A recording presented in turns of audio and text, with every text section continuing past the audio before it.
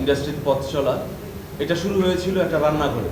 এখন কিন্তু গান খারাপ হচ্ছে না, এখনো ভালো গান হচ্ছে, সংখ্যায় কিন্তু ভালো গান বেশি হচ্ছে।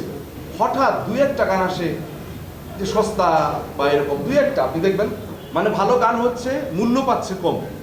প্রথমত একটু বলতে চাই, মানে কথার আগে একটু ভূমিকা নিতে চাই। এই জন্যই আমার যে 21 বছরের এই ইন্ডাস্ট্রির পথ চলা এটা শুরু হয়েছিল একটা রান্নাঘরে।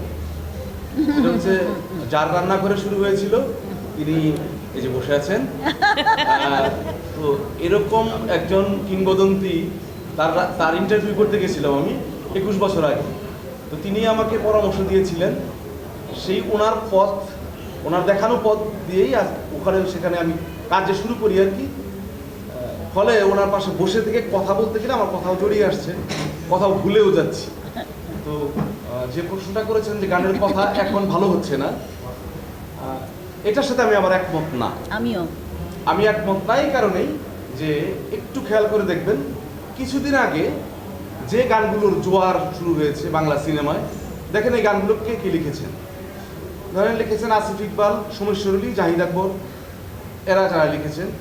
এখন আসিফ ইকবাল আমি যে প্রতিষ্ঠানে আছি গানচিল মিউজিক, এখন ওটার উনি কর্ণধার বলে ভাবতে পারেন যে তার কথা আমি বলছি, তা না। আপনি গানগুলো দেখেন সবগুলোই জনপ্রিয় হয়ে গেছে।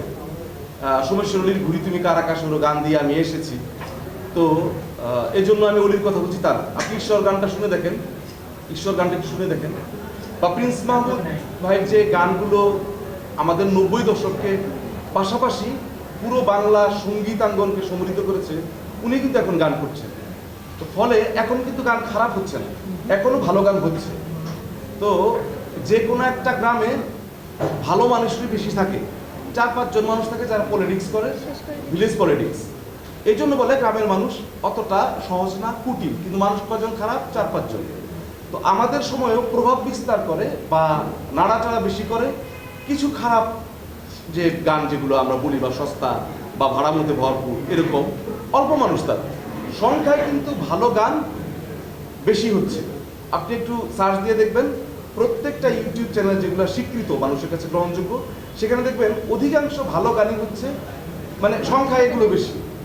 আর যেহেতু আমি একটা প্রোডাকশনের সাথে আছি বা এই অডিও ইন্ডাস্ট্রিতে আমি 10 বছর ধরে আমি অডিও ইন্ডাস্ট্রি কাজ করছি, তো আমি দেখছি যে আমাদের কাছে কিন্তু যে গানগুলো আসে, হঠাৎ দুই একটা গান আসে যে সস্তা বা এরকম দুই একটা আপনি দেখবেন যে এখন ইউটিউব চ্যানেলের সুবিধা আছে, কিন্তু ইউটিউবে ক্লিক করবেন, ভিডিওতে ক্লিক করবেন, পপুলারে ক্লিক করবেন, সেখানে সেই পপুলারে ক্লিক করার পর দেখবেন 6 থেকে 7টা গান এরকম, কিন্তু সেখানে যে কন্টেন্ট আছে প্রায় 1000-এর মতো, সেই 1000 কন্টেন্ট কিন্তু এরকম না, ভালো গানে কিন্তু বেশি।